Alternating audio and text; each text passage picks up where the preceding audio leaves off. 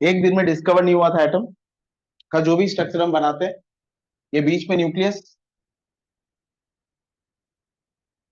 Nucleus के अंदर neutrons और definite number of neutrons and definite number of protons, और न्यूक्लियस के बाहर fixed orbits, n equals to 1, n equals to 2, n equals to 3, 4, ये जो फिक्स्ड ऑर्बिट्स है और यहाँ इलेक्ट्रॉन्स। एटम ऐसा दिखता होगा, ये एक दिन में नहीं हुआ था।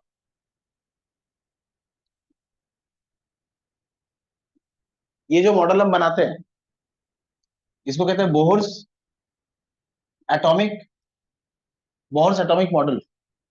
ये मॉडल 1913 को आया था।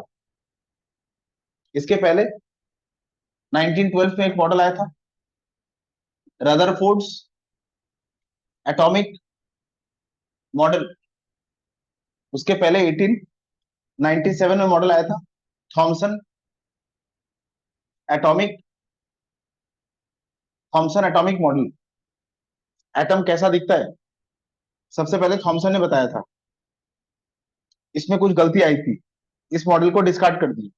इसके बाद रदरफोर्ड ने बताया कि एटम कैसा दिखता होगा, इस मॉडल में भी गलती थी, इसको भी डिस्कार्ड कर दिया। उसके बाद ये मॉडल आया बोहर्स एटॉमिक मॉडल। अगर मैं आपको नहीं बताऊं कि इसमें कुछ गलती है तो आपको ये नियरली परफेक्ट दिखेगा, आपको इसमें कोई गलती समझ नहीं आएगी। पर हमें थोड़ी सी मैच्योरिटी चाहिए होती है इस मॉडल में गलती निकालने के लिए। 10 तक नहीं निकालेंगे, 10 के बाद निकलेंगे। 10 तक आप यही मॉडल करेक्ट मान के चलेंगे, बोर्स एटॉमिक मॉडल।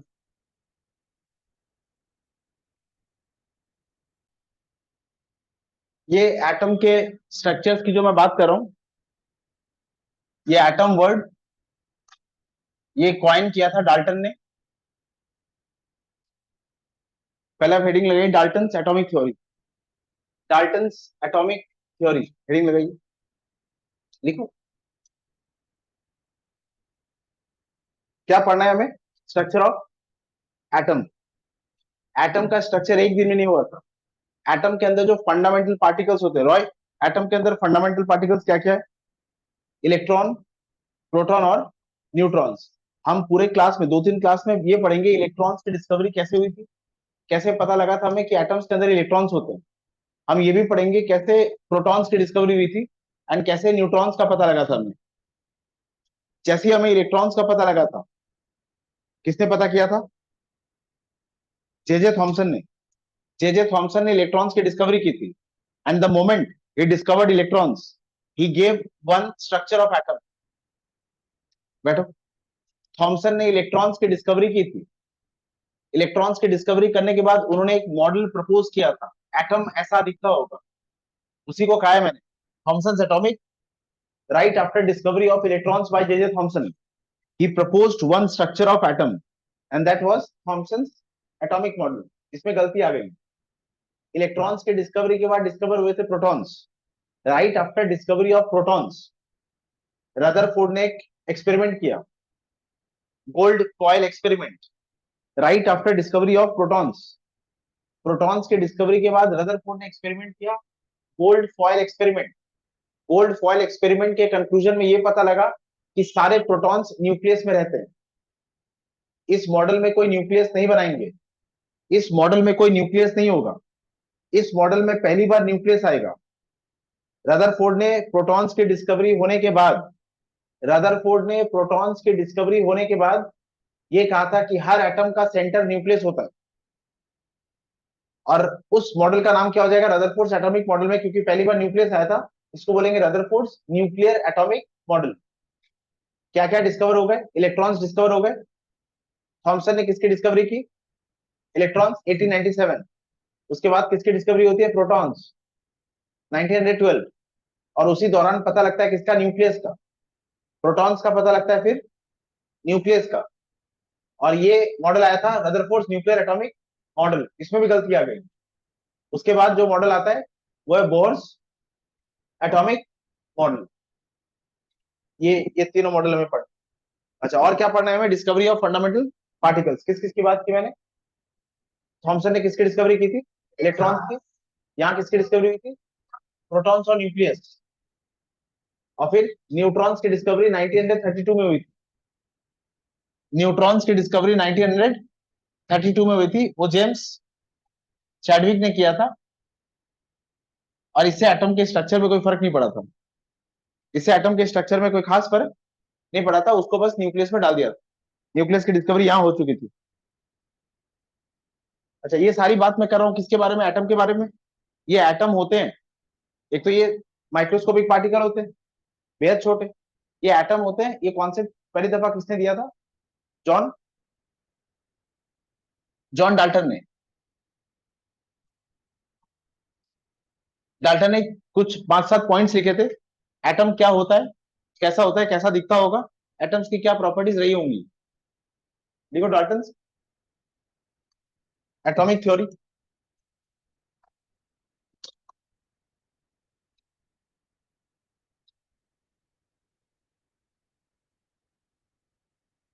क्या कहा था? कोई भी एलिमेंट से स्टार्ट कीजिए, कोई भी एलिमेंट। अगर मेरे पास ये एक एलिमेंट है आयरन, इसको कितने हिस्सों में तोड़ेंगे? इसको तब तक तोड़ते जाएंगे जब तक इसको और तोड़ना संभव नहीं होगा। ये आयरन एलिमेंट है, ये एलिमेंट स्टेज में, इसको आप तोड़िए, लोहे का टुकड़ा ही, इसको तोड़ते जाइए, इसको further तोड़िए।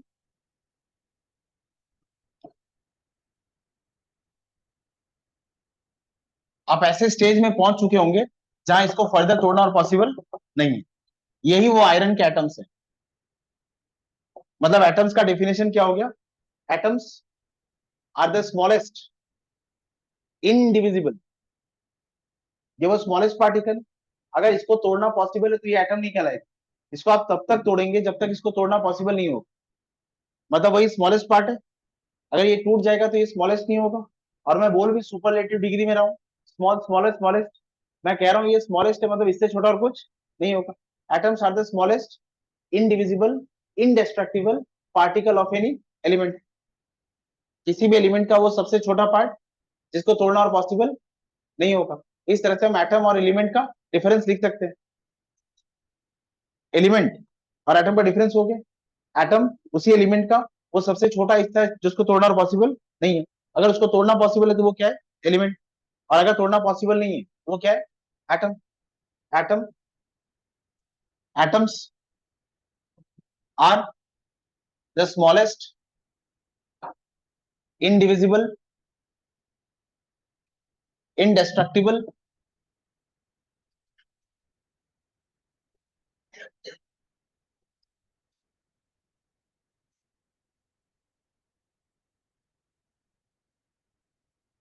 particles of any element.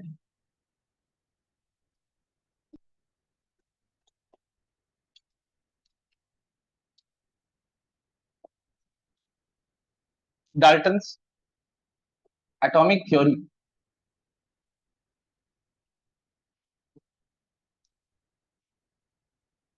Second point, ये सारे एटम्स कहां से निकले? यहीं से। ये सारे एटम्स में से, इसमें से आप कोई भी एटम चूज कर ले, वो सारे एटम्स की प्रॉपर्टी सिमिलर होगी ना। You pick this atom, you pick this atom, ये वाला, इन दोनों की प्रॉपर्टी में जरा सा भी अंतर नहीं होगा। प्रॉपर्टीज इनफैक्ट एग्जैक्टली सेम होगी। इसका जो मेल्टिंग पॉइंट बॉइलिंग पॉइंट होगा, इसका जो मेल्टिंग पॉइंट बॉइलिंग पॉइंट होगा वो एग्जैक्टली सेम होगा। ये हाइड्रोक्लोरिक एसिड के साथ जैसे रिएक्ट करेगा, ये भी हाइड्रोक्लोरिक एसिड के साथ वैसे रिएक्ट करेगा। तो क्या बोलूंगा मैं? They are atoms of same element. atoms of same element have similar physical and chemical properties. Atoms of same element have similar physical and chemical properties.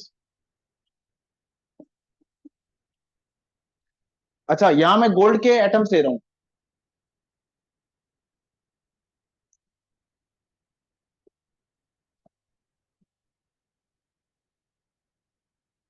ये गोल्ड के एटम्स है।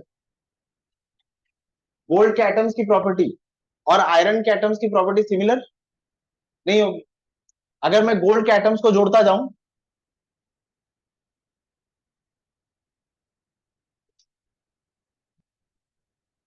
तो फाइनली मैं गोल्ड तक पहुंचूंगा। और मुझे पता है गोल्ड और आयरन बहुत डिफरेंट है प्रॉपर्टीज में।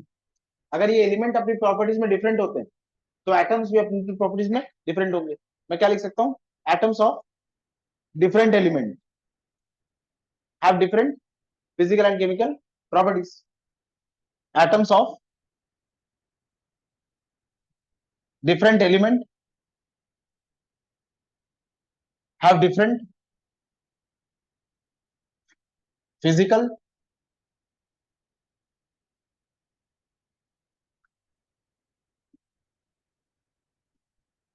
and chemical properties.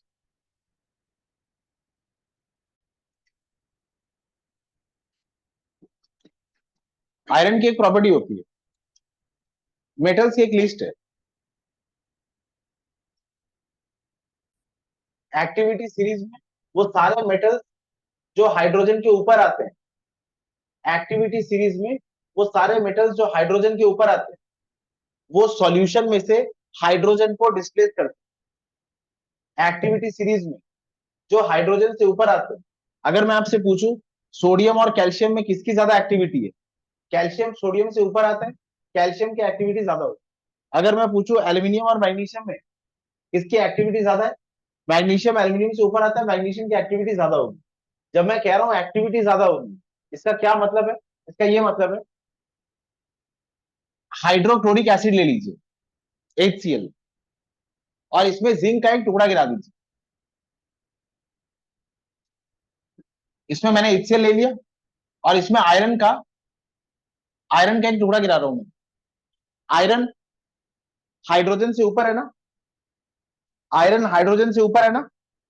आयरन और हाइड्रोजन में किसकी प्रॉपर्टी, किसकी एक्टिविटी ज्यादा होगी? आयरन की। आयरन की प्रॉपर्टी ज्यादा है, सॉरी आयरन की एक्टिविटी ज्यादा है किससे? हाइड्रोजन से।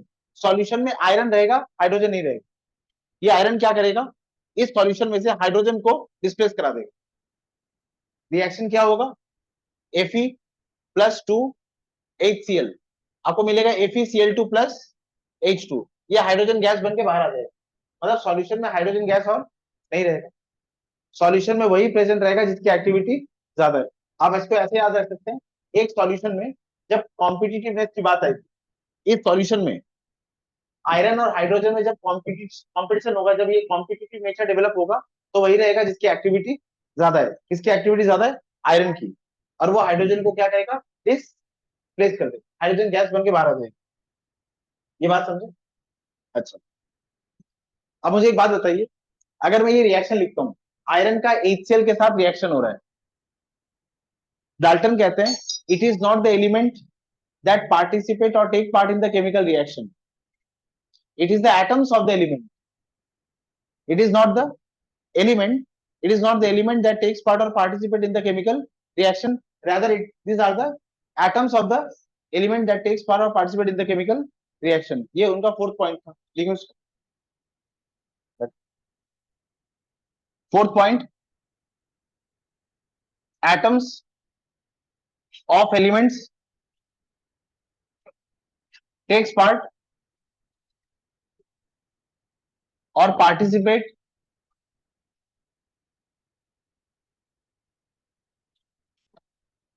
in any chemical, in any chemical reaction।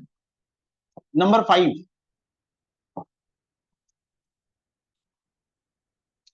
5 number point, compound formation किया होगा आपने 7-8 में, सोडियम क्लोराइड क्या फॉर्मूला था? NaCl। Sodium sulphate, sodium sulphate का फॉर्मूला क्या था? Na2SO4। Calcium nitrate CaNO3 2। अच्छा, अभी मैं आपसे पूछूं इसमें कितने सोडियम कितने कैल्शियम है? एक कैल्शियम है। नाइट्रोजन कितने हैं?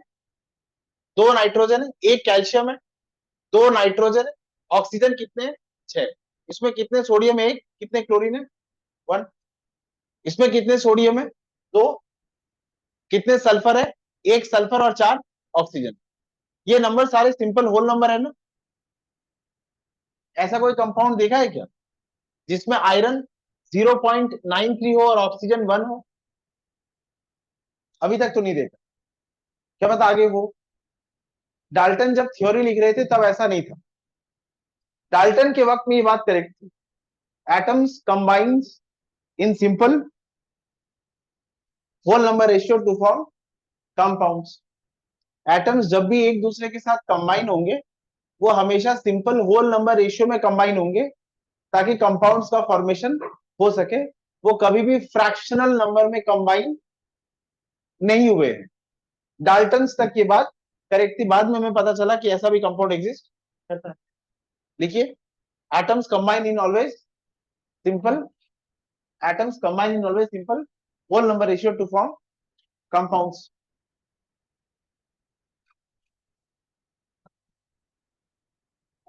Atoms always combines in simple whole number ratio to form compounds.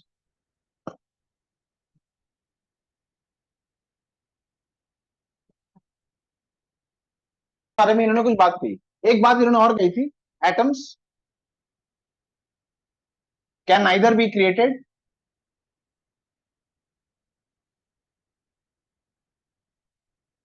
Nor be destroyed. इसको अब मैं एक नंबर नाम दे रहा हूं। ये 2, ये 3, ये 4, ये 5 और ये 6 पॉइंट हो गए। अच्छा, टाइम के साथ लिखना हो गया ये सारे पॉइंट्स। बात हुई मैडम कुरी ने की थी, 2 बार नोबेल प्राइज मिला था। रेडियो एक्टिविटी की शुरुआत होने के बाद हम एटम्स बना भी सकते हैं और डिस्ट्रॉय भी कर सकते हैं। तो ये वाला पॉइंट गलत हो गया। इसमें क्या कहा था उन्होंने? Atoms can neither be created nor B atoms can be created, they can be destroyed. ये लिख चुके हो ना। अब इसको मैं काट रहा हूं। सेकेंड पॉइंट क्या था? Atoms are the smallest indivisible. अगर एटम इनडिविजिबल होता तो ना इलेक्ट्रॉन्स की डिस्कवरी होती, ना प्रोटॉन्स की डिस्कवरी होती, ना न्यूट्रॉन्स की। एटम्स को फर्दर तोड़ना संभव है। एटम्स को फर्दर एक्सप्लॉइट करके ही हमें क्या मिला था? Protons, neutrons, electrons. मतलब ये बात भी गलत है। उनके अनुसार एटम स्मॉलेस्ट इंडिविजुअल पार्टिकल है, इंडेस्ट्रक्टिबल पार्टिकल है। अगर एटम को डिस्ट्रॉय करना संभव नहीं होता तो ये जो फंडामेंटल पार्टिकल्स ये हमें कभी मिलते ही नहीं। Discovery of protons, electrons and neutrons suggest करते हैं कि ये स्टेटमेंट भी गलत था। अच्छा, फिर क्या था? Atoms of same element have similar physical and chemical properties. ये आइसोटोप्स, आइसोटोप्स का नाम सुना है आप लोगों ने? हाँ, आइसोटोप्स के डिस्कवरी के बाद, आइसोटोप्स के डिस्कवरी के बाद ये बात भी एकदम गलत साबित हो जाती है। क्या होते हैं रॉय आइसोटोप? सिर्फ नाम सुनियो। हाँ बोलो। हाँ बोलो।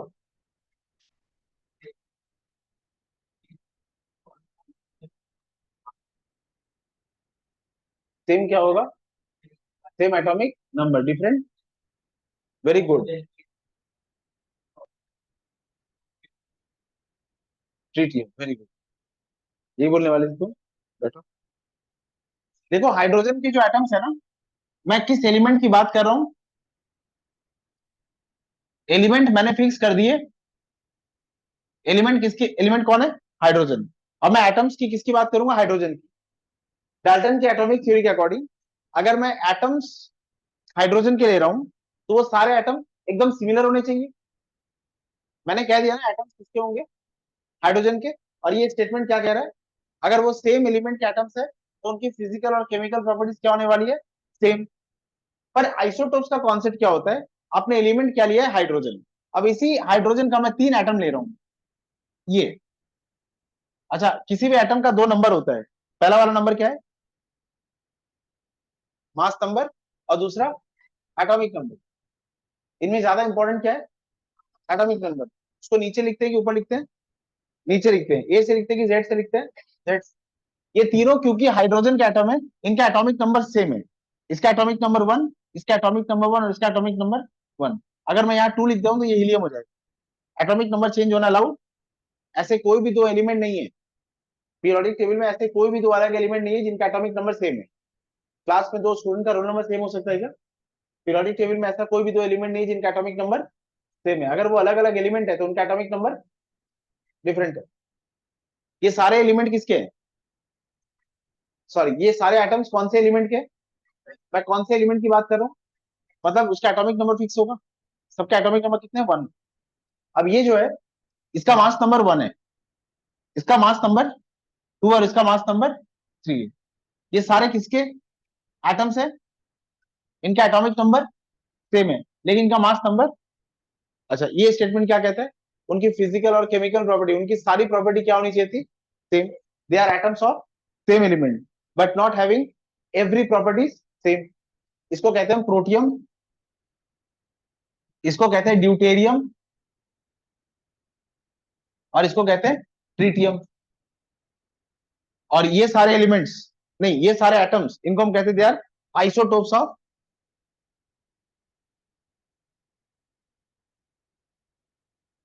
आइसोटोप का डेफिनेशन क्या होगा? एटम्स ऑफ सेम एलिमेंट और different element. Atoms of same element having similar, having same atomic number but different mass number।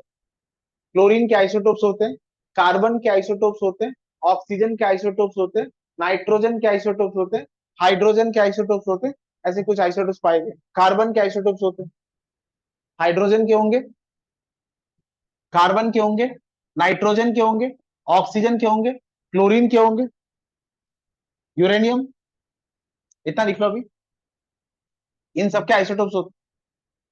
अच्छा, इस बात से ये बात गलत हो गई ना? डाल्टन ने क्या कहा था? Atoms of same element must have same physical and chemical. ये तो गलत हो गई। अच्छा, फिर यहां क्या कहा था? एटम्स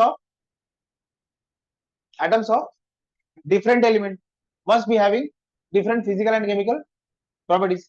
दो अलग अलग एलिमेंट्स ले रहा हूं, दो अलग अलग एलिमेंट्स के दो अलग अलग एटम्स लूंगा मैं, और उनके फिजिकल और केमिकल प्रॉपर्टीज क्या होनी चाहिए?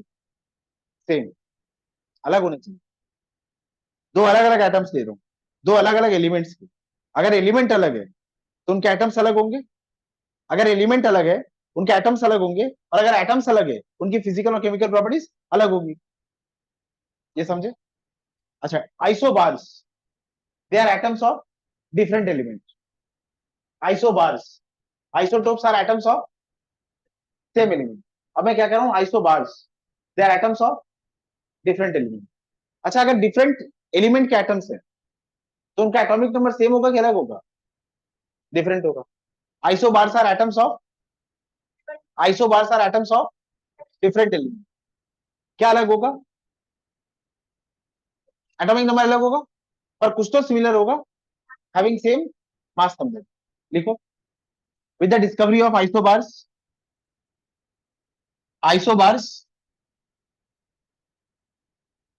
आइसोबार्स की डिस्कवरी के बाद ये स्टेटमेंट भी गलत हो गया। Atoms can neither be created nor be destroyed, ये स्टेटमेंट गलत हो गया। फिर क्या कहा था? Atoms are smallest indivisible and indestructible particle, ये भी गलत हो गया। ये क्यों गलत हो गया? Discovery of fundamental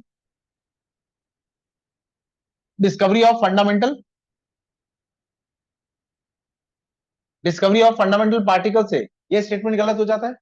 atoms can neither be created nor be destroyed, radio activity से वो स्टेटमेंट गलत हो गया था।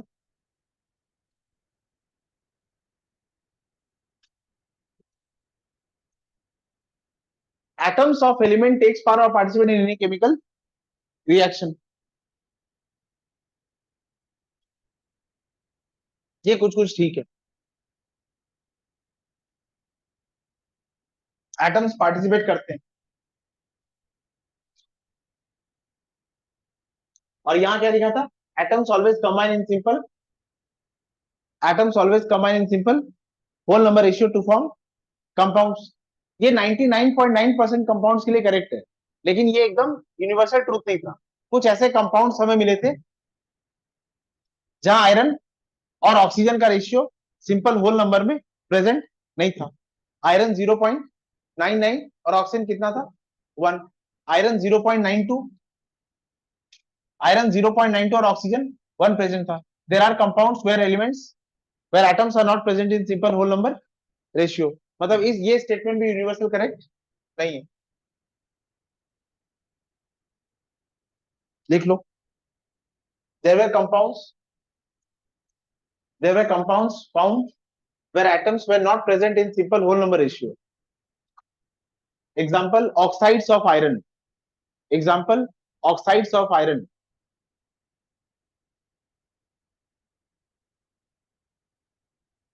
Particles. अब हेडिंग लगाओ discovery of fundamental particles and discharge tube. Discovery of fundamental particles and, बस इतना लिखो, डिस्कवरी ऑफ फंडामेंटल पार्टिकल्स. पहले डिस्कवरी करेंगे इलेक्ट्रॉन्स की,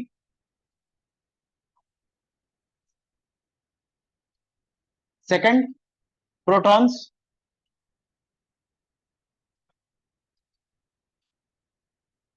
थर्ड न्यूट्रॉन्स.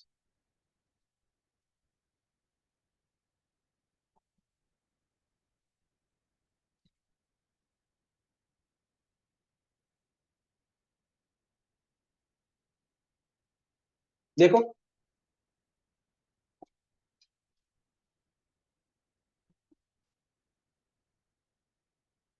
एक डिस्चार्ज ट्यूब होती नंदिनी. एक क्वेश्चन था, माइकल फैराडे का नाम बताया था आप लोग कभी? नहीं बताया था. Michael Faraday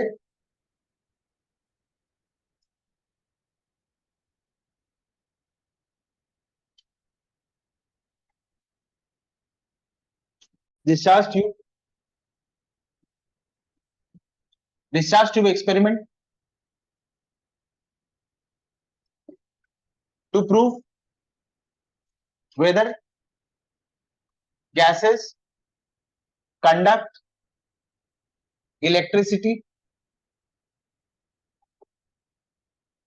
gases do conduct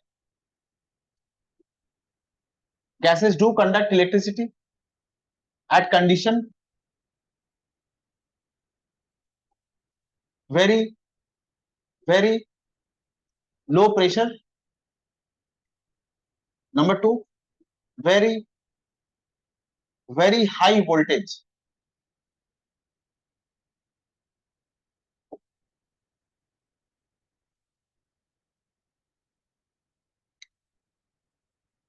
Discharge tube experiment conducted by Julius Plucker, William Crookes.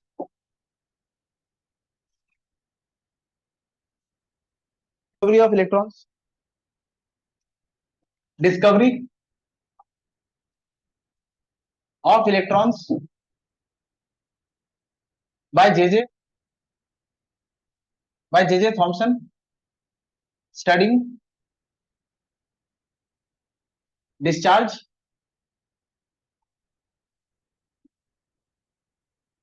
tube.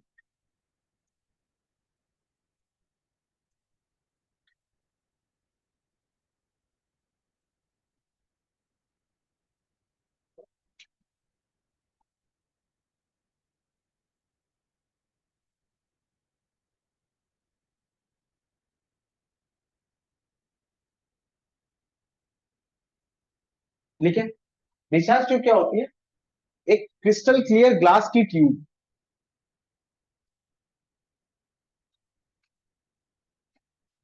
इसमें 2 मेटल के प्लेट्स लगे हैं. वो तो मैं 2 डायमेंशन में दिखा रहा हूं. ऐसा मान लो एक गोल राउंड ग्लास की ट्यूब है और इसमें 2 मेटल के प्लेट्स लगे गोल. एक मेटल के प्लेट में, ये एक मेटल का प्लेट मैं बैटरी के पॉजिटिव से कनेक्ट कर रहा हूं.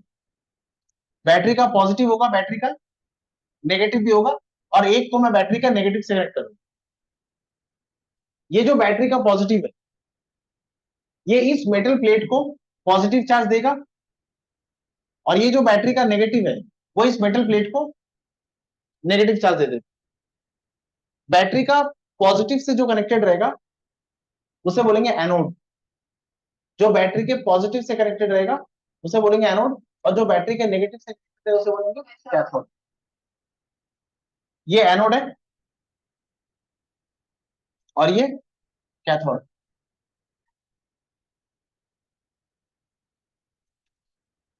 मैं करेक्ट करता हूं इसको, अभी के लिए ये स्टेटमेंट करेक्ट है। वो जो बैटरी के पॉजिटिव से कनेक्टेड है वो क्या है, एनोड, और वो जो बैटरी के नेगेटिव से कनेक्टेड है वो क्या है।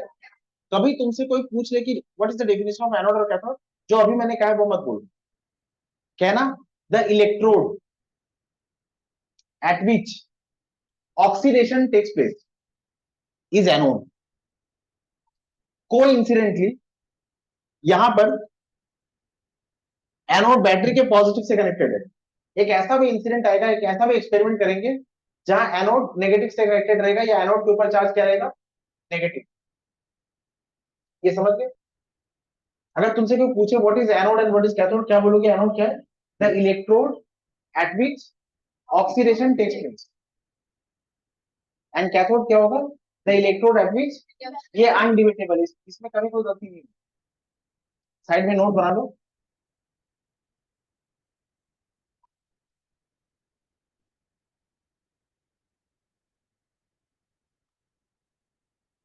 नोट बना लो। Anode, electrodes, electrodes at which oxidation occurs, cathode, electrodes at which reduction occurs, takes place लिखो।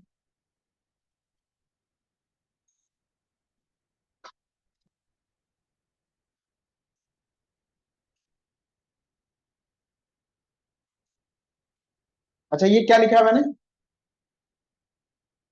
इलेक्ट्रोड्स कितने तरह के होते हैं, एक इलेक्ट्रोड ऐसा होता है जिसमें ऑक्सीडेशन होता है, उस इलेक्ट्रोड का नाम क्या है, एनोड। एक इलेक्ट्रोड ऐसा है जिसमें रिडक्शन होता है, उस इलेक्ट्रोड का नाम क्या है, कैथोड। अब मैं तुमसे पूछूं व्हाट आर इलेक्ट्रोड्स, तो क्या बोलोगे,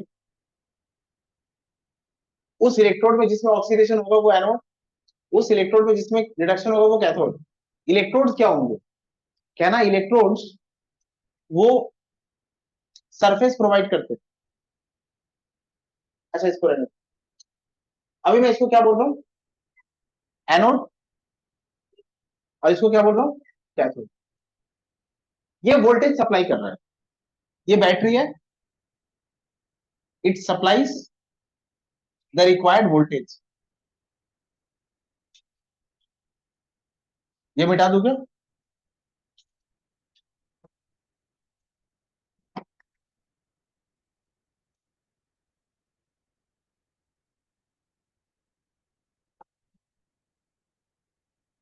यहाँ वोल्टेज कितना चाहिए होगा मुझे, डिस्चार्ज ट्यूब में वोल्टेज बहुत ज्यादा लिया गया था। यहाँ जो वोल्टेज लिया गया था वो था अराउंड 10,000 वोल्ट, बहुत ज्यादा है। 220 वोल्ट पे तो हमारे घर में इलेक्ट्रिसिटी चल रही है, ये जितनी भी इलेक्ट्रिसिटी हमारे घर में 220 वोल्ट की है। यहाँ मैं कितना बोल रहा हूँ, ये बहुत ज्यादा हो गया।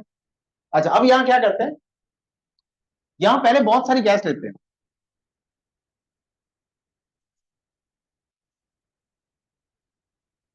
एक गैस की ट्यूब है आपके पास, और उसमें बहुत सारे गैस मॉलिक्यूल्स हैं। ये सारे गैस मॉलिक्यूल्स, ये जो ट्यूब का सरफेस होगा इसके साथ टकराएंगे, जाकर फोर्स लगाएंगे। ये जो गैस की ट्यूब होगी इसमें गैस मॉलिक्यूल्स बेहद सारे हैं। ये सारे गैस मॉलिक्यूल्स उस ग्लास ट्यूब के सरफेस के साथ जाके हिट करेंगे, हर डायरेक्शन में हिट करेंगे। ये जो हिट कर रहे हैं ये क्या लगा रहे हैं, फोर्स। और फोर्स अपॉन एरिया क्या होता है, प्रेशर पढ़ा था ना फिजिक्स में, फोर्स अपॉन एरिया क्या होगा, प्रेशर। अच्छा इसका एरिया तो फिक्स्ड है, इसका area, pressure is force upon area, इसका एरिया फिक्स्ड है। अगर फोर्स बढ़ता गया तो प्रेशर बढ़ेगा। जितने ज्यादा गैस मॉलिक्यूल्स होंगे उतना ज्यादा फोर्स लगेगा, और उतना ज्यादा गैस का प्रेशर होगा। मैं कह रहा हूं इस गैस का प्रेशर कम कर दीजिए। तो क्या कर सकते हैं, यहाँ एक एक वैक्यूम पंप लगा दो, ये एक पंप लगा दिया। अब इसको रिलीज करूंगा, इसमें से गैस बाहर आएगी, गैस कम होती जाएगी तो इसमें प्रेशर कम होता जाएगा। इतना कम कर दिया कि आपको बस इसमें कितनी गैस रही है, बस ये दो।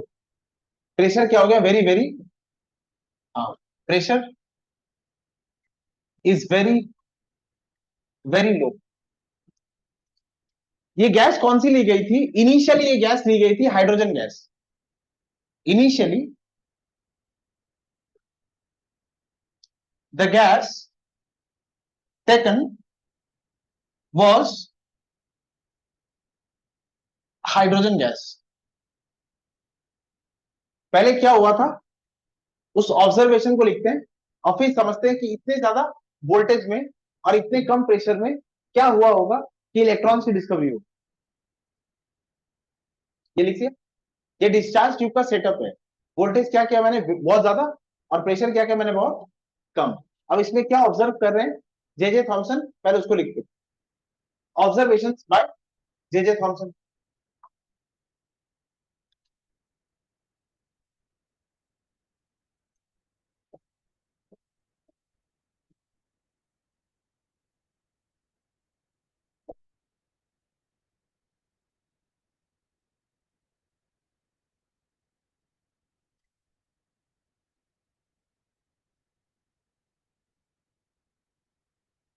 नंबर वन, व्हेन गैस,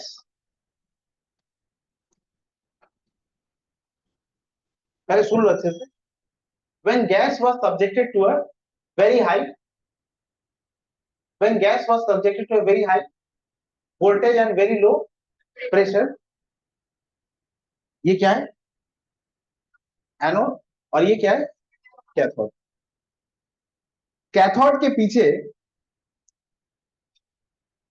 या एनोड के पीछे एक जिंक सल्फाइड की कोटिंग लगा रहा हूं मैं।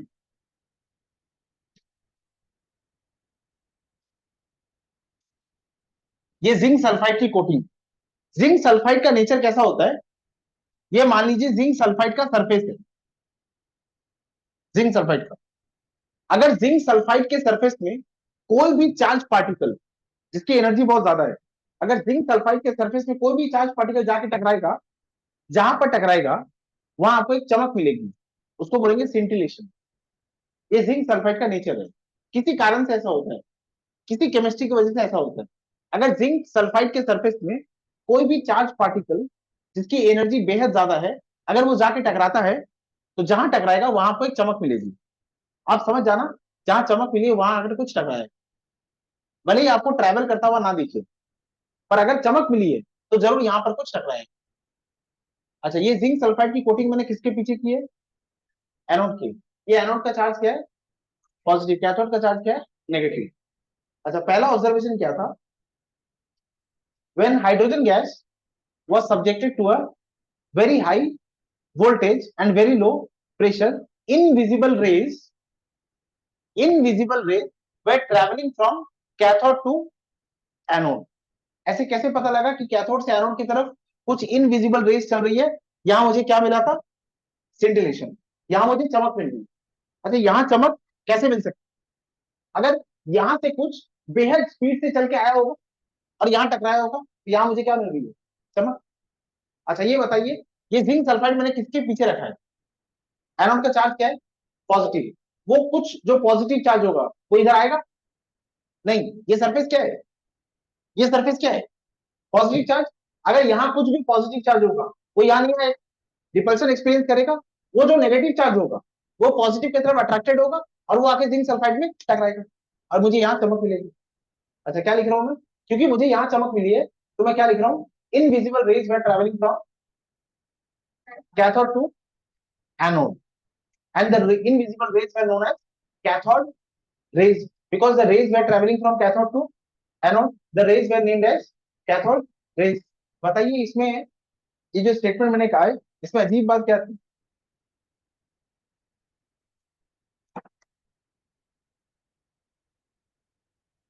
अभी एक स्टेटमेंट बोला ना मैंने, इस स्टेटमेंट में अजीब बात क्या थी,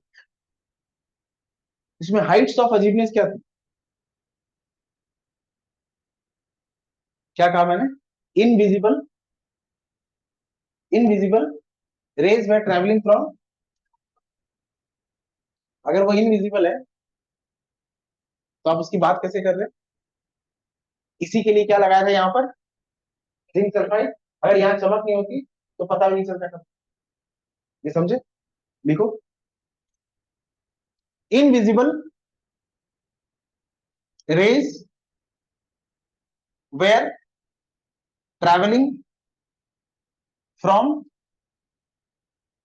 cathode to anode, rays were named as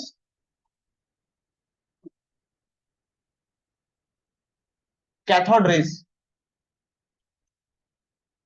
Scintillation was observed on zinc sulfide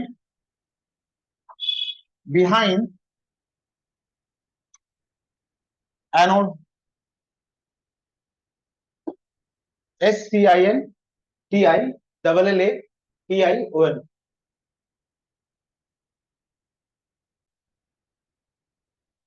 यहां चमक आ रही है,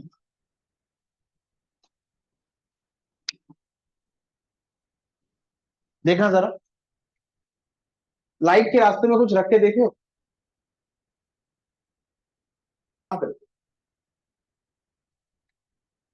ये जो इनविजिबल रेज है,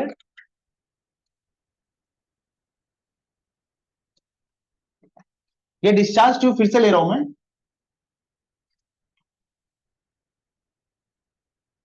ये नेगेटिव है,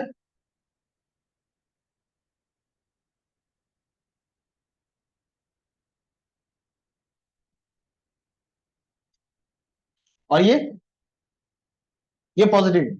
अच्छा, रेज कहां से चल के आ रही है? इधर से। मैं क्या करता हूं, यहां पे एक डिस्क रख देता हूं, एक कागज का टुकड़ा रख देता हूं, रेज यहां से चल के जा रही है। अगर यहां पे एक स्क्रीन रखता हूं मैं अंदर, और मुझे यहां पर शेडो मिलता है, कंप्लीट शेडो, तो मैं क्या बोलूंगा? यहां मैंने क्या लिखा है? Invisible raise.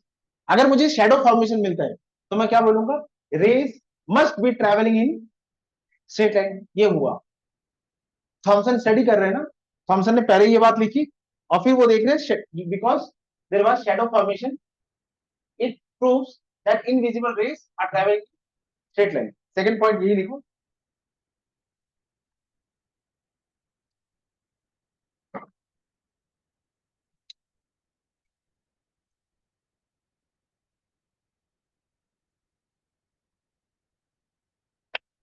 Second point, an object placed in the path of cathode rays, there was formation of shadow. इससे हम क्या कंक्लूड कर सकते हैं? What is the conclusion? The cathode rays travel in straight line. Cathode rays must be traveling in straight lines. Number 3,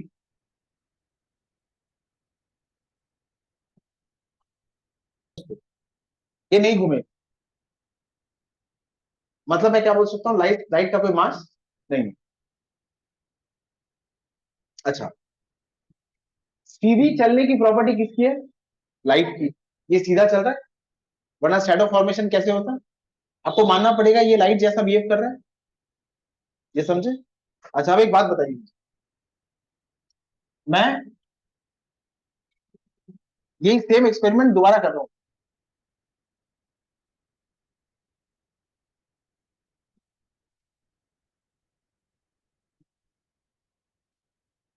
ये negative charge है, ये positive charge.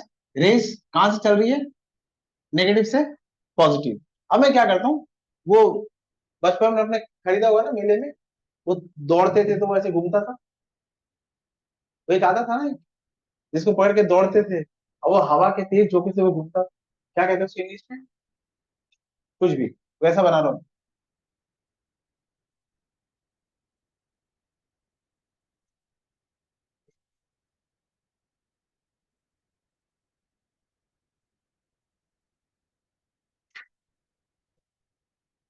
ये बना दिया। A wheel placed in the path of invisible rays. A wheel placed in the path of invisible rays. इस पंखे के सामने बहुत सारी लाइट फेंकी थी, ये घुमा नहीं था। अभी मैंने इस इनविजिबल रे के सामने व्हील रख दी, ये क्या जा रही है? इनविजिबल रेज, ये चली जाएगी और ये घूमेगा नहीं। अच्छा ये रेज है, ये बात पक्की है क्योंकि शैडो फॉर्मेशन हो रहा था। अगर शैडो फॉर्मेशन हो रहा है तो ये जो भी रेज जा रही है क्या है? लाइट। और अगर मैं व्हील रखता हूं, ये घूमना नहीं चाहिए। पर इनविजिबल रे के पास में जब ये व्हील रखा, ये व्हील रोटेट हो गया। अच्छा ये रोटेट हो गया, मतलब बेशक इसका क्या है? मास। वरना मास नहीं होता तो ये रोटेट होता क्या? मैं कह रहा हूं ना, पंखे में बहुत सारी लाइट पास करा दो और ये रोटेट होगा? नहीं होगा। अगर लाइट होगी तो वो रोटेट नहीं होगा। लाइट में ऐसा क्या मिसिंग है जो रोटेट नहीं करा सकता? लाइट का मास नहीं है, उसमें कोई पार्टिकल नहीं है। But when the wheel was placed in the path of invisible rays, the wheel rotated, मतलब those invisible rays is having mass. ये बात समझ गए? तो नेक्स्ट पॉइंट लिखते हैं। Wheel,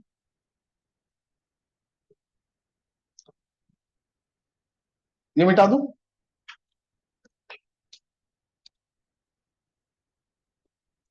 wheel placed in the path of invisible, in the path of invisible rays, rotated. Conclusion: cathode rays have mass, and thus and thus they are and thus they are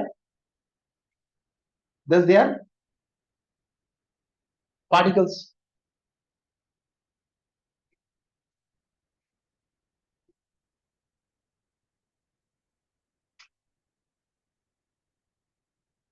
ऐसे लिख लो, and thus they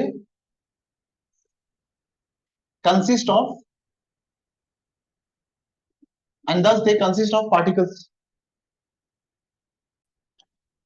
एक discharge tube है हमारे पास, एक पूरी गोल tube है, और इसमें इनविजिबल रेज कहां से कहां जा रहे हैं? नेगेटिव से पॉजिटिव की तरफ। अच्छा मैं क्या करता हूं, एक डिस्चार्ज ट्यूब है, इस डिस्चार्ज ट्यूब के ऊपर यहां पर ये कहां से कहां जा रहा है? नेगेटिव से पॉजिटिव की तरफ। अच्छा ये यहां के टकराए, और जस्ट इसके पहले मैं क्या करता हूं, यहां पे एक पॉजिटिव इलेक्ट्रिक फील्ड लगा देता हूं, और नीचे एक नेगेटिव इलेक्ट्रिक फील्ड लगा देता हूं। ये डिस्चार्ज ट्यूब है, डिस्चार्ज ट्यूब के ऊपर यहां पर एक बहुत स्ट्रॉन्ग पॉजिटिव इलेक्ट्रिक फील्ड लगा देता हूं, और ट्यूब के नीचे यहां एक बहुत स्ट्रॉन्ग नेगेटिव इलेक्ट्रिक फील्ड लगा देता हूं, और यहां पर ट्यूब में जिंक सल्फाइड की कोटिंग कर देता हूं, और यहां भी अंदर जिंक सल्फाइड की कोटिंग कर देता हूं। अच्छा ये जो पार्टिकल चल के जा रहे हैं, ये पार्टिकल अगर नेगेटिव चार्ज पार्टिकल, ये पार्टिकल अगर नेगेटिव चार्ज पार्टिकल है तो ये कौन से इलेक्ट्रिक फील्ड की तरफ अट्रैक्ट होंगे? पॉजिटिव की तरफ। ये नेगेटिव चार्ज पार्टिकल चल के आ रहे थे, और क्योंकि मैंने ट्यूब के ऊपर बहुत स्ट्रॉन्ग इलेक्ट्रिक फील्ड लगा दिए, तो ये पार्टिकल पॉजिटिव की तरफ डिफ्लेक्ट हो गए। क्योंकि ये पॉजिटिव की तरफ डिफ्लेक्ट हो गए, मतलब ये जो पार्टिकल है क्या चार्ज क्या है? नेगेटिव। ये बात समझे? अच्छा इसको डायग्राम में बनाता हूं मैं। ये एक ट्यूब थी, यहां मैंने एक इलेक्ट्रिक फील्ड लगा दी पॉजिटिव, और यहां मैंने इलेक्ट्रिक फील्ड लगा दी नेगेटिव। पहले इलेक्ट्रिक फील्ड लगी हुई थी, वो अभी भी है।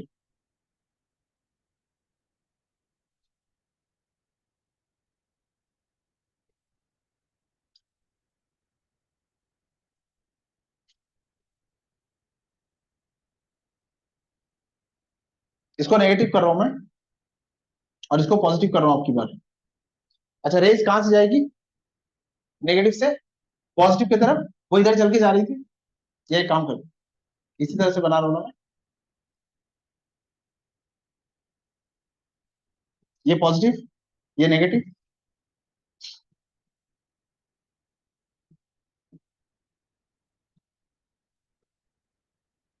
ये अप्लाइड इलेक्ट्रिक फील्ड, रेस चल के जा रही है और वो कहां मुड़ेगी, यहां पर। ये समझे? अच्छा, those invisible rays travelling from cathode to anode were attracted towards positive applied electric field indicates the invisible rays consist of particles and the particles are negatively charged. ये बात समझे? Those invisible rays were attracted towards positive applied electric field indicates the invisible rays consisted of particles and the particles are negatively charged. ये fourth number point होगा। invisible rays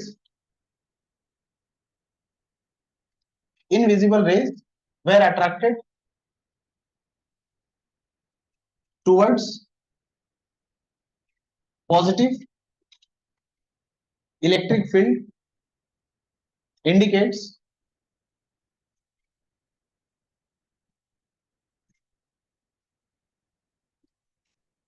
the invisible rays consisted of particles that are itself negatively charged.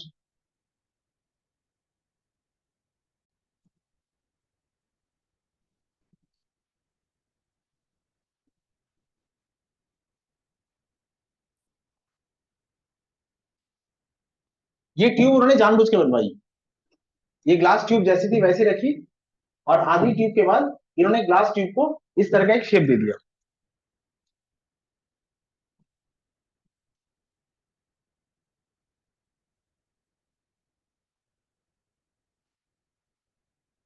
ये positive negative race कहां से कहां चल के जा रही है, कैथोड से एनोड।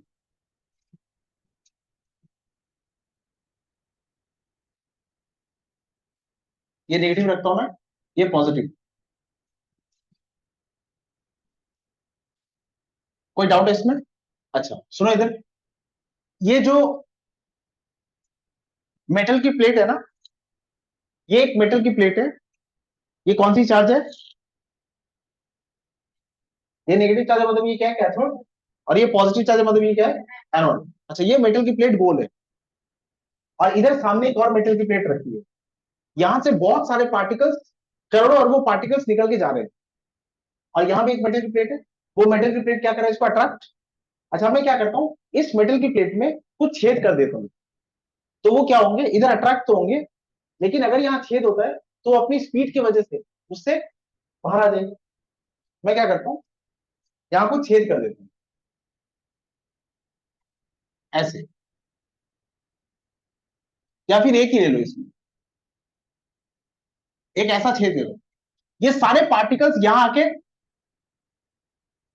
रुक जाएंगे, लेकिन कुछ पार्टिकल्स ऐसे होंगे जो स्पीड से यहां से निकलेंगे और एकदम यहां आके टकराएंगे।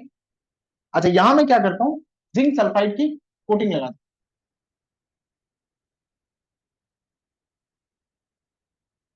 और यहां पे मुझे चमक दिख रही है। अच्छा म्यूचुअली परपेंडिकुलर एक कॉन्सेप्ट है, ये मानो,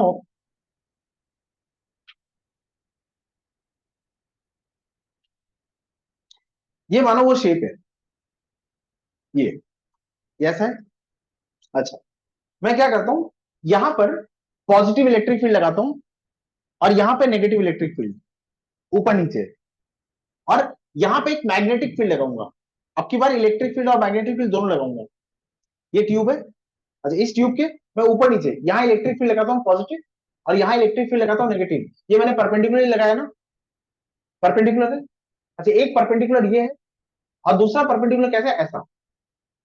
यहाँ ऊपर नीचे क्या लगा रहा हूँ, इलेक्ट्रिक फील्ड, और यहाँ क्या लगा रहा हूँ, मैग्नेटिक फील्ड। ये रहा मैग्नेट, ये रहा मैग्नेट, ये ऐसा एक मैग्नेट यहां रख देते हैं, ये छोटा है वरना ये आ जाता, ये ऐसा मान दो, ये इधर एक मैग्नेट है इस तरह से, इधर एक मैग्नेट रख दिया मैंने नॉर्थ पोल, और इधर एक मैग्नेट है साउथ पोल। ये कैसे हो गया, इस ट्यूब के परपेंडिकुलर ना। और इलेक्ट्रिक फील्ड कैसे रखेंगे, यहाँ ऊपर नीचे, और मैग्नेटिक फील्ड का है यहाँ पर, मतलब म्यूचुअली परपेंडिकुलर में क्या अप्लाई कर रहा हूँ, इलेक्ट्रिक फील्ड और मैग्नेटिक फील्ड। यहां इलेक्ट्रिक फील्ड अप्लाई कर रहा हूं पॉजिटिव, और ये नेगेटिव। ये सारी रे जो सीधी जा रही थी पहले, अब वो किधर जाएगी, वो ये पॉजिटिव की तरफ अट्रैक्टेड होगी, तो थोड़ी सी थीटा एंगल से, वो थीटा एंगल से मुड़ जाएगी ना। अब ये सिंटिलेशन मुझे कहां दिखेगा, यहां पर, ये सिंटिलेशन विल बी शिफ्ट,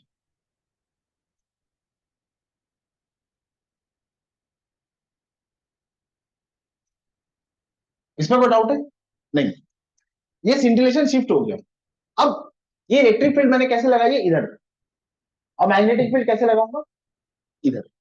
मैं क्या कर रहा हूं, एक मैग्नेट रख रहा हूं इधर इस तरह से,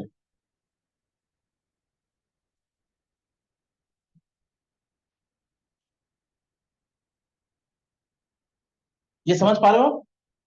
इधर आगे पीछे एक मैग्नेट रख दिया, और जैसे ही मैग्नेट रखता हूं, कुछ ऐसा फेनोमेनन होता है, वो जो मैंने ओरिस्टेट की बात की थी ना, हांस क्रिश्चियन ओरिस्टेट, ये वो ओरिस्टेट वाले फेनोमेनन होंगे, ये भी हम पढ़े नहीं है। मैग्नेटिक फील्ड अप्लाई करने के बाद,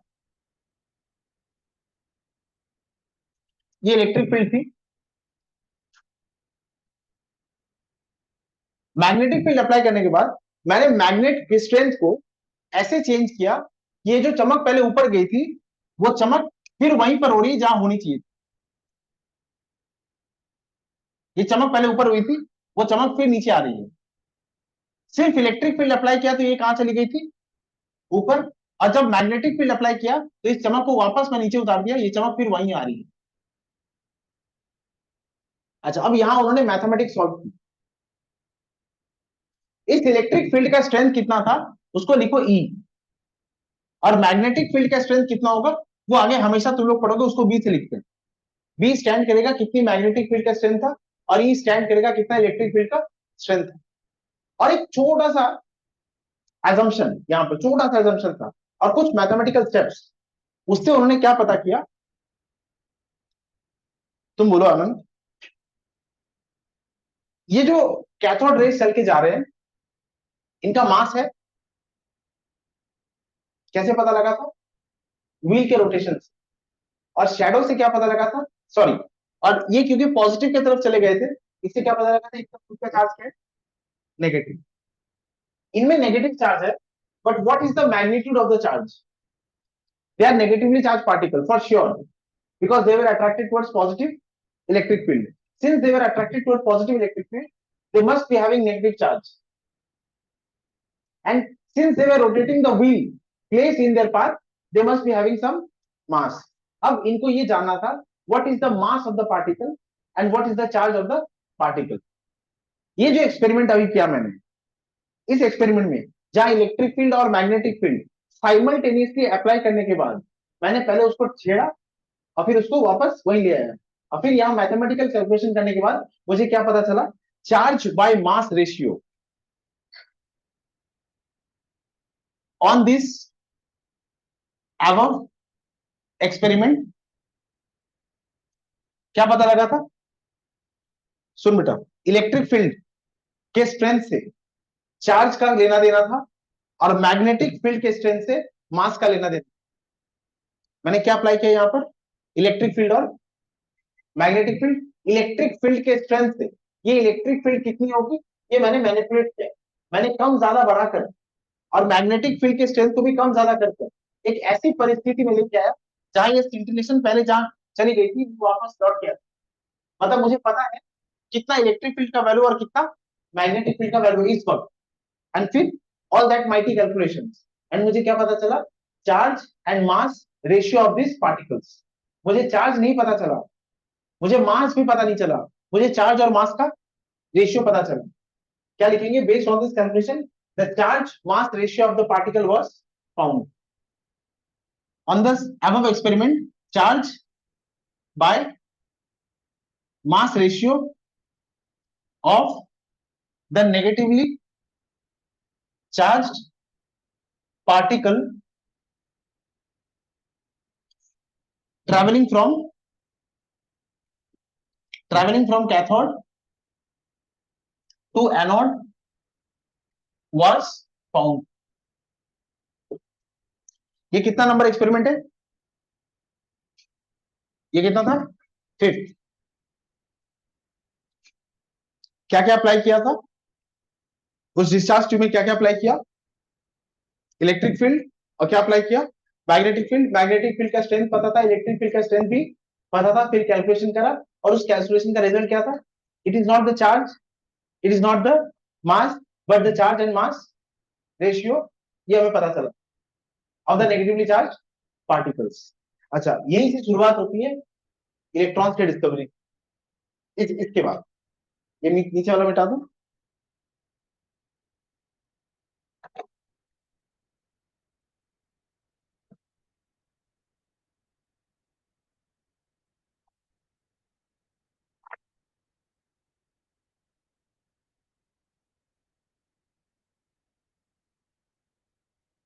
लिखो इसको.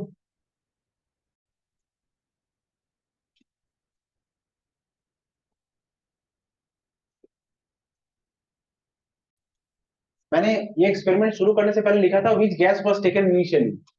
कौन सा गैस लिया गया था? हाइड्रोजन. बैठो. हाइड्रोजन को छोड़कर बाकी दो चार गैस का नाम बोल दिशा. ऑक्सीजन ले सकता हूं मैं. सिंपल सिंपल गैस का नाम बोल. कार्बन डाइऑक्साइड से कॉम्प्लेक्स हो गया. और सिंपल कुछ. आर्गन, नियॉन, उनको बोलना है. नाइट्रोजन. ये जो नाइट्रोजन कार्बन डाइऑक्साइड बोल रही हूँ ना, इस ये गैस अगर ले लेते तो ये 10,000 कितना वोल्टेज ले रहा था मैं? 10,000. ये 10,000 वोल्टेज ले रहा हूं ना. अगर कार्बन डाइऑक्साइड लेते तो ये 10,000 ही 1 लाख करीब कुछ लेना पड़ता.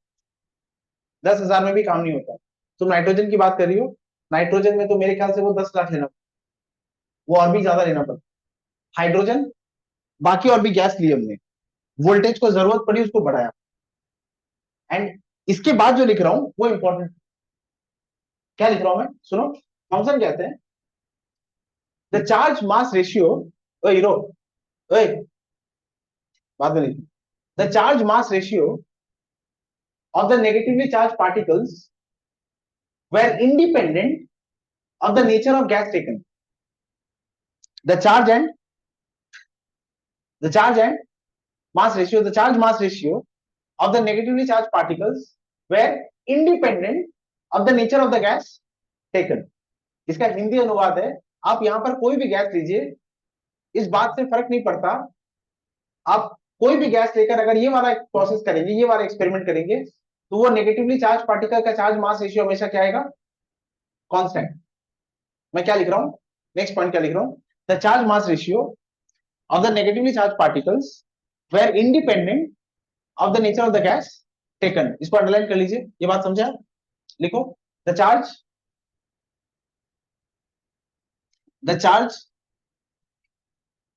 मास ratio of the negatively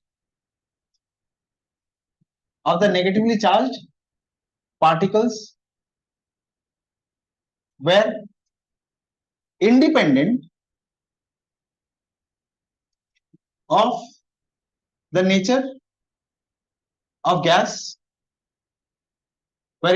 of the nature of gas taken.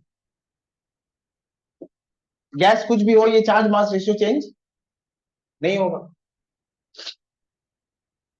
इसको बोलो. तुम्हारे सामने जो बैठा, तुम्हारे पीछे जो बैठा, खड़े हो जाओ. तुम खड़े हो जाओ. नहीं, तुम्हारे पीछे जो बैठा. आप थॉमसन की जगह एक्सपेरिमेंट कंडक्ट कर रहे हैं. इस स्टेटमेंट से अगर आपको कुछ कंक्लूड करना होता, आप क्या कंक्लूड करते? गैस कुछ भी हो, ये नेगेटिव चार्ज पार्टिकल का चार्ज मास रेशियो चेंज नहीं हो रहा है. इससे आप क्या कंक्लूड करते हैं? Anything that you feel, anything. Gas कोई भी है, वो जो नेगेटिव चार्ज पार्टिकल फ्लो कर रहे हैं, whatsoever is the nature of gas, you name it, I have it. तुम बोलो कोई भी गैस जो तुम्हारी मन हो, मैं यहां ले लूं, जो वोल्टेज बन पड़ेगा वही लूंगा मैं। नेगेटिव चार्ज पार्टिकल फ्लो करेंगे, और मैंने उसका चार्ज मास रेशियो कैलकुलेशन किया, तुम भी कर लेना। चार्ज मास रेशियो हमेशा सेम रहेगा। इसे क्या कंक्लूड कर सकते हो?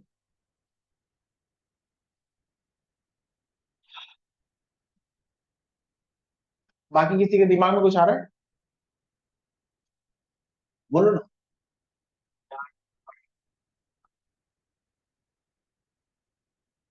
बैठो। मतलब तुम कोई भी गैस ले लो, कुछ भी, वो सारे गैस में क्या होंगे? एटम्स। डाल्टन की एटॉमिक थ्योरी, डाल्टन की एटॉमिक थ्योरी, सारे कंपाउंड्स एटम से बने होते हैं, यही कहा था उन्होंने। तुम कोई भी गैस ले लो, क्या नाम है तुम्हारा? प्रियांशु। अब कोई भी गैस ले लीजिए, कोई भी, वो गैस कुछ भी हो, वो सारी गैस में एक पार्टिकल कॉमन है, वही पार्टिकल हर गैस में से निकल के फ्लो कर रहा है, यही है। वरना चार्ज मास रेशियो कांस्टेंट कैसे आ सकता है? वो सेम चीज है जो फ्लो करके जा रही है, इसलिए चार्ज मास रेशियो क्या आ रहा है? कांस्टेंट। मतलब आप कोई भी गैस ले लीजिए, एक कॉमन पार्टिकल वो सारी गैस में प्रेजेंट है, वो पार्टिकल सारी गैस में कॉमन है, वो पार्टिकल सारी गैस में प्रेजेंट है, वो पार्टिकल सेम है, इसलिए उसका चार्ज मास रेशियो क्या आ रहा है? कांस्टेंट। अच्छा, अब मैं क्या करूं? Whatsoever is the nature of gas, whatsoever, वो गैस कोई भी है, उसमें क्या होंगे? नेगेटिवली चार्ज पार्टिकल्स होंगे। Those negatively charge particles present in all the atom, you name it, I have it, those negatively charge particles were known as were known as electrons। मतलब सारे एटम्स में एक कॉमन फंडामेंटल पार्टिकल है, that fundamental particle is known as electrons. अगर अगर वो अलग अलग गैस में अलग अलग होते, तो चार्ज मास रेशियो क्या आता? अलग अलग आता। ये बात समझे? कंक्लूजन समझ आया उनका? अब मैं क्या लिखूंगा, क्या लिखूंगा यहां पर? There are negatively charge particles that are present in atoms of all elements, those negatively charged particles having fixed charge mass ratio were known as electrons। समझ के इलेक्ट्रॉन्स की डिस्कवरी कैसे हुई थी? बैठो।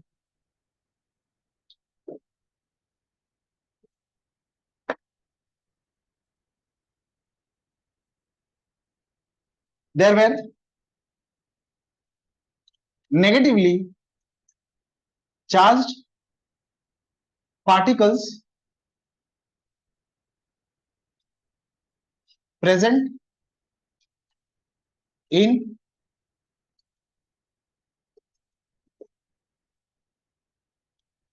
there are negatively charged particles present in all atoms have that have that have constant charge, that have constant charge mass ratio, and those negatively charged particles were known as electrons। हाँ, hydrogen. देखो क्या हुआ था,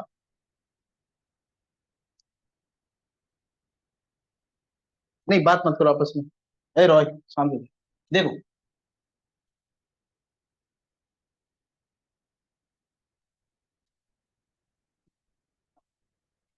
ये जो एक दो gas के मॉलिक्यूल्स प्रेजेंट थे, ये किसके थे? हाइड्रोजन गैस के। वोल्टेज कितना लिया मैंने? 10,000 वोल्ट। ये हाइड्रोजन मॉलिक्यूल, एक हाइड्रोजन का एक इलेक्ट्रॉन होता है, ये तो जानते हो। अच्छा, एक दूसरे हाइड्रोजन का भी एक इलेक्ट्रॉन, और ये आपस में शेयरिंग करके ये क्या बना लेते हैं? H2। अच्छा, अब मुझे एक बात बताइए, बहुत ज्यादा बॉन्डिंग है, बहुत ज्यादा। मैं क्या करूं, ये दोनों हाथ मैंने मुट्ठी एकदम बांध, ये बॉन्ड है, ये एक हाइड्रोजन एटम और ये एक हाइड्रोजन एटम है।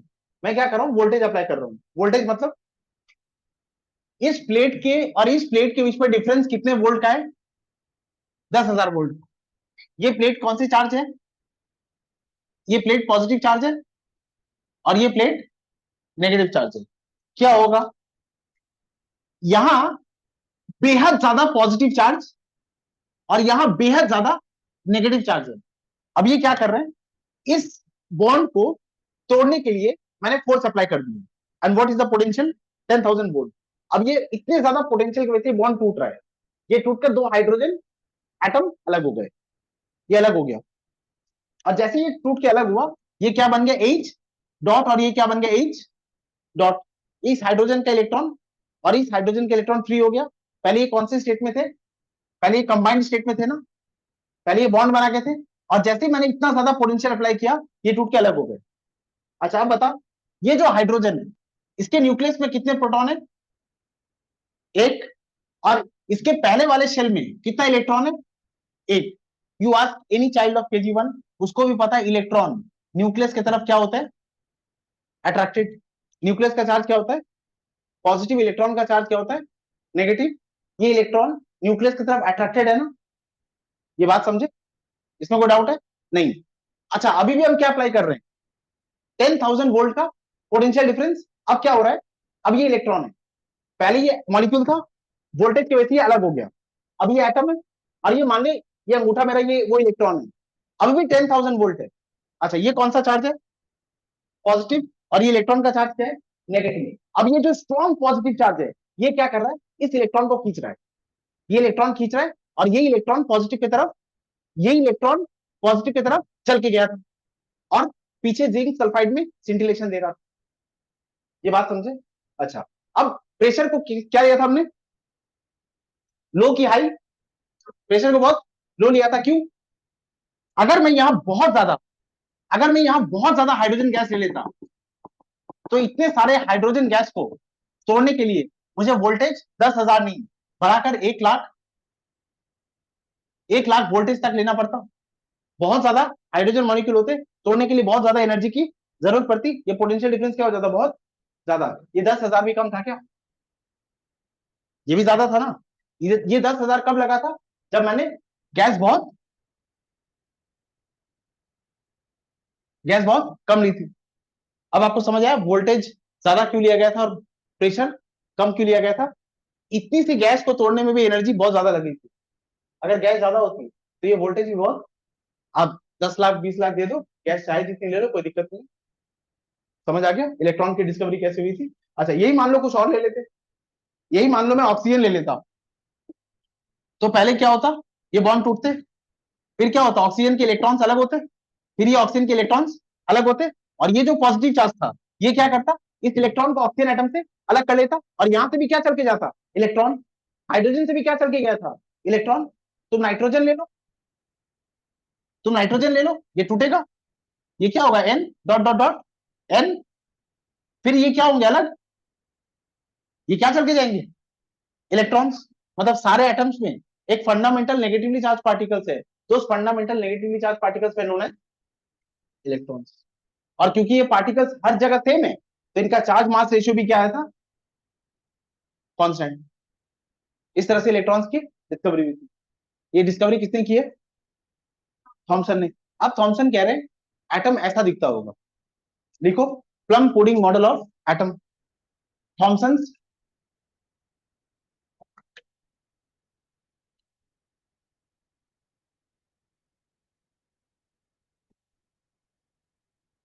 Thompson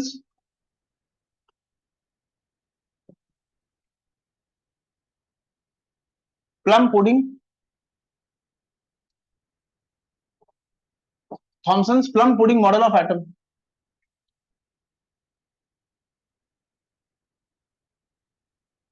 Sam, negatively charge particles, negatively charge particles were known as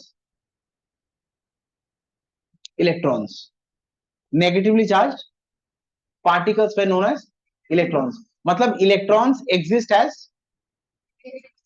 particles, हमें ऐसा कोई भी एक्सपेरिमेंट मिला है जहां पॉजिटिव चार्ज भी पार्टिकल है, ये प्रूफ हो सके? अभी तक डिस्कवर हुआ है पॉजिटिव चार्ज भी पार्टिकल है, ऐसा कोई एक्सपेरिमेंट हमने किया अभी? कोई व्हील रोटेट हुआ, कोई लाइट के सामने शैडो बना? कुछ नहीं। अभी सिर्फ क्या डिस्कवर हुए? इलेक्ट्रॉन्स। और इलेक्ट्रॉन्स पार्टिकल से, ये बात प्रूफ हो गई क्योंकि व्हील रोटेट हुआ था। पॉजिटिव चार्ज पार्टिकल्स हैं, एग्जिस्ट करते हैं, इस बात का कोई प्रूफ नहीं मिला था। लेकिन इस बात से डिनाई नहीं कर सकते कि पॉजिटिव चार्ज भी एग्जिस्ट करता है। पार्टिकल्स की तरह एग्जिस्ट करता है ये नहीं पता है, क्योंकि हमारा बेसिक कॉन्सेप्ट कहता है कि यूनिवर्स में सब कुछ इलेक्ट्रिकली न्यूट्रल है, जितना पॉजिटिव होगा उतना ही नेगेटिव होगा। ये बात तो पक्की है कि एटम में अगर नेगेटिव चार्ज पार्टिकल है तो कुछ पॉजिटिव रहा होगा, वरना एटम न्यूट्रल कैसे है? ये बात समझी? Atom are electrically neutral. If there exist negatively charge particle, there must be something positive present in it. देखो atom as a whole, atoms as a whole are electrically neutral. If there are negatively charged particles named as electrons that are present, there must be something positive present. There must be something positive present in it. ये बात समझ के? लेकिन ये positive particles होंगे इस बात का पता नहीं लगा है। ये पॉजिटिव ही पार्टिकल है, इसी का पता कब लगेगा? डिस्कवरी ऑफ प्रोटॉन्स में। वो नेक्स्ट क्लास में करेंगे, अभी बस इतना ही करेंगे। देखो उसका मॉडल क्या था।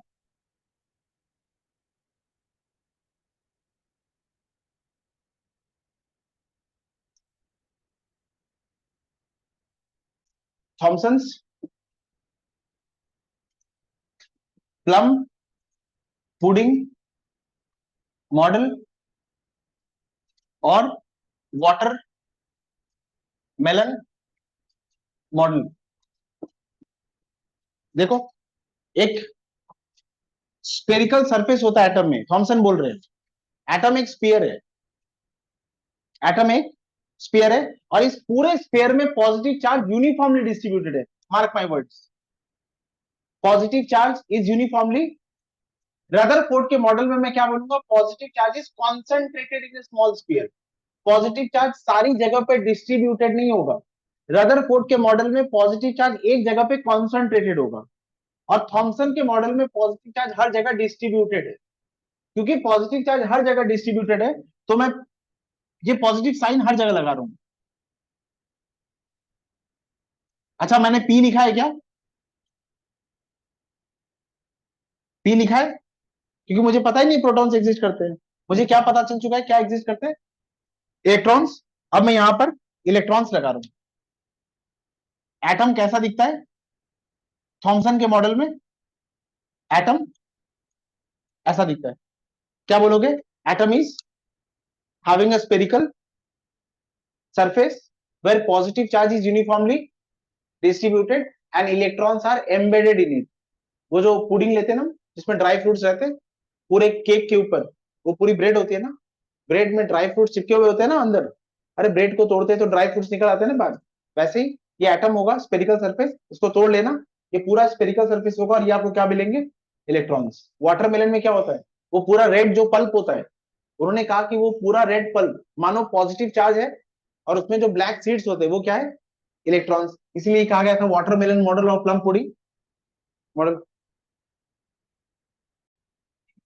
वो क्या कह रहे हैं? पॉजिटिव चार्ज हर जगह डिस्ट्रीब्यूटेड है, मतलब आप एटम को बनाने के लिए इलेक्ट्रॉन ले जाकर कहीं भी रखिए, वहीं आपको क्या मिलने वाला है? कम से कम एक पॉजिटिव चार्ज।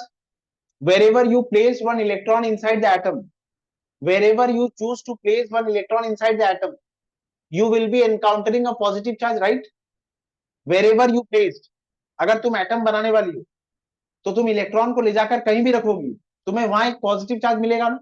यूनिफॉर्म डिस्ट्रीब्यूशन का मतलब क्या होता है? हर जगह पॉजिटिव चार्ज होगा। मतलब तुम कहीं से भी उठाकर इलेक्ट्रॉन को रखो, और वहीं तुम्हें क्या मिलेगा? पॉजिटिव चार्ज, ये नेगेटिव चार्ज और ये पॉजिटिव चार्ज एक दूसरे को क्या कर देंगे, कैंसिल कर देंगे, मतलब इलेक्ट्रॉन्स का अस्तित्व ही नहीं रहेगा। wherever you placed one electron inside the atom, I will be encountering one positive charge and this negative charge and positive charge will be cancelling each other।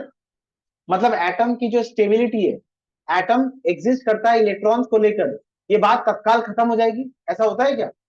नहीं, मतलब this structure fails to explain the stability of, इसके according atom कभी stable होगा ही नहीं। लेकिन atom, अरे billions, ऐसा होता है क्या कोई लाइफ जन्म ली और मर गई? अरे जन्म लेके बड़ी होती है ना, हम सब किससे बने, एटम से, स्टेबल है तभी तो बढ़ रहे हैं, atoms are damn stable but this structure fails to explain the stability of atom, this was limitation of, मतलब अभी अभी इसको समझा ही था, अभी अभी इसको मिटा भी दीजिए। इसका फेलियर क्या है, it fails to explain, it fails to explain the stability of atom। Next class में हम क्या पढ़ेंगे, प्रोटॉन्स की डिस्कवरी और एक दूसरा मॉडल देखेंगे, ये तो फेल हो गया ना, Rutherford nuclear atomic model, nucleus की डिस्कवरी कैसे हुई थी और प्रोटॉन्स की डिस्कवरी कैसे हुई थी।